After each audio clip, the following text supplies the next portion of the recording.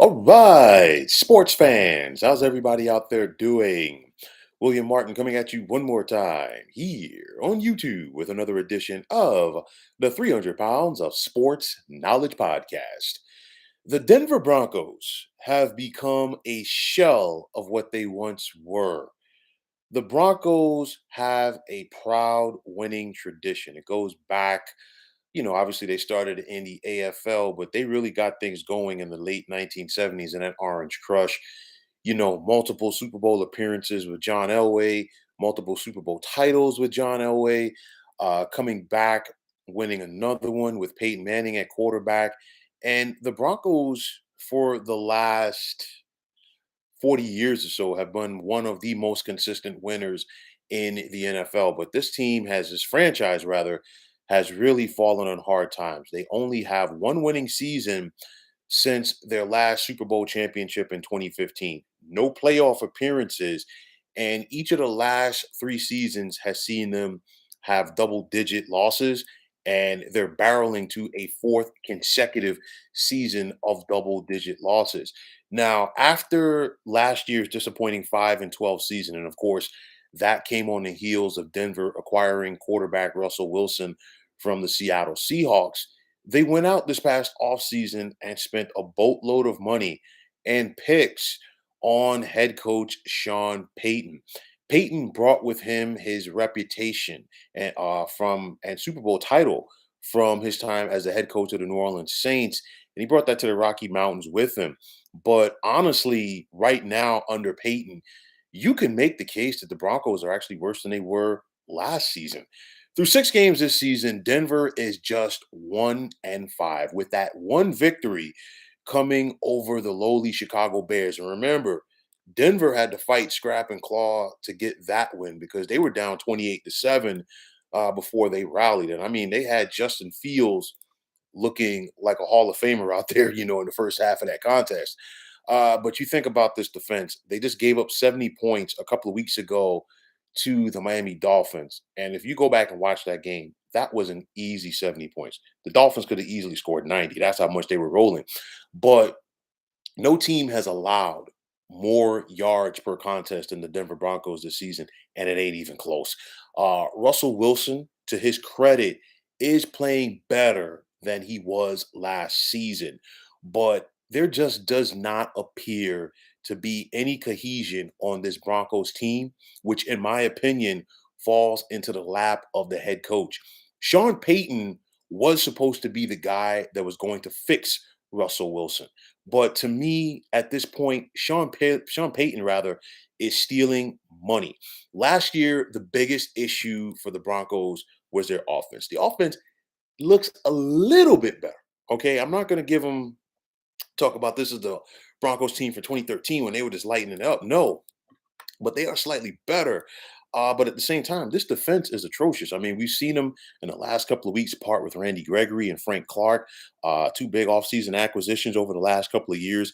And right now, there's no fundamentals for this Broncos team. You look at it.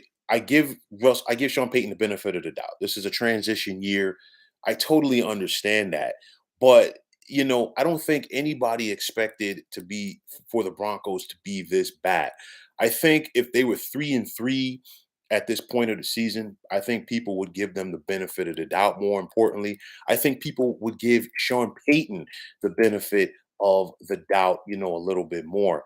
But it's going to get worse with the upcoming schedule.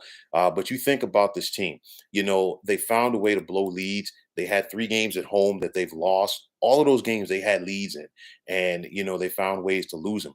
Then, of course, they had the tough one this past Thursday night with the Kansas City Chiefs, and of course, on the road at Arrowhead. Not a lot of people, expected Denver to win that game, but they hung tough to their credit.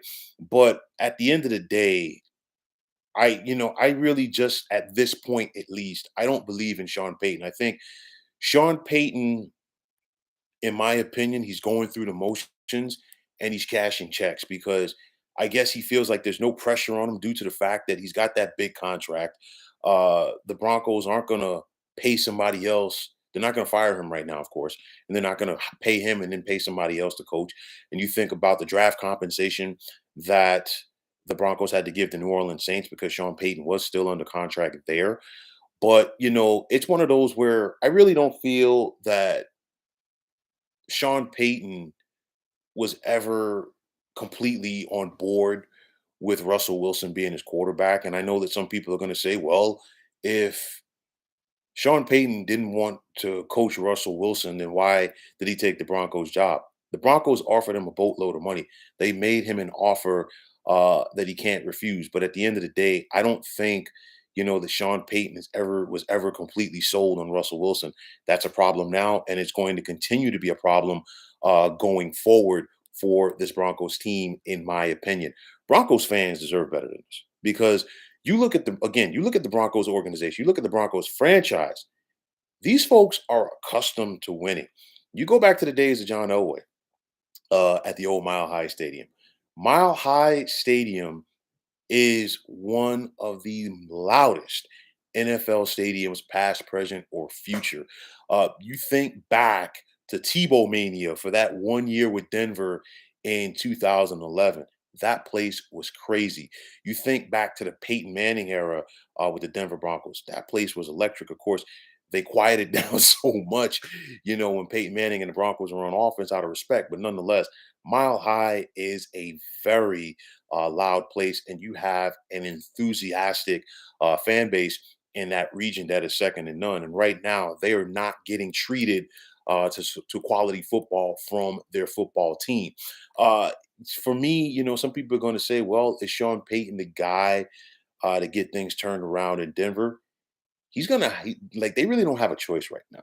It's one of those, and this is what happens sometimes when you overpay for a coach because you know what? They're calm, they're cool, they're collected. They know that they're not going anyplace anytime soon because of the years on their deal as well as the money. Now, obviously, this could be a scenario for Sean Payton, kind of like what it was for what it has been for Russell Wilson since he joined the Broncos, where it was like, you know what, were you just a product of the system with the Seattle Seahawks? And right now for Sean Payton, were you the product of Drew Brees? That's what people are going to begin to question because this is the Sean Payton that the Denver Broncos have gotten is not the Sean Payton that they were expecting to get. And like I said, this is going to be a long season for the Broncos. They've got Green Bay at home next Sunday, and then they've got Kansas City at home the following week before they enter their bye. Some difficult games in the back half of that schedule, some winnable games as well. But I'm looking at it right now. You're 1-5, and I'm going to be hard pressed to believe that this team can avoid losing double digits in games once again for the fourth consecutive season. Bronco fans definitely deserve better than this. It's unfortunate that this franchise has gotten to this point. Yes, this is a transition period, and I want to see what the next step is going to be for the Denver Broncos. But at the end of the day, Sean Payton has to do a better job coaching than what he has so far. Will things get turned around in Denver rather than later? Only time will tell. So, folks, that is going to wrap it up. And as always, I wanted to take this time out to thank you for tuning into the 300 Pounds of Sports Knowledge podcast here on YouTube. I want to take this time out to thank all of you fine folks out there for tuning in. And if you have not already, please feel free to subscribe to this channel. Now, if you're on the X, formerly known as Twitter, please feel free to follow me at 300 Pounds of Sports. And like I always say, if you follow me, it'll be my pleasure to follow you right back. There's also the sports discussion group on Facebook at the Sports Depot 365. Now, you can check it out. Drop a line and be a part of one of the better sports debating sites going on social media. So, once again, fine folks, my name is William Martin, and I'm signing off. And I'm saying take care and have yourselves a wonderful day.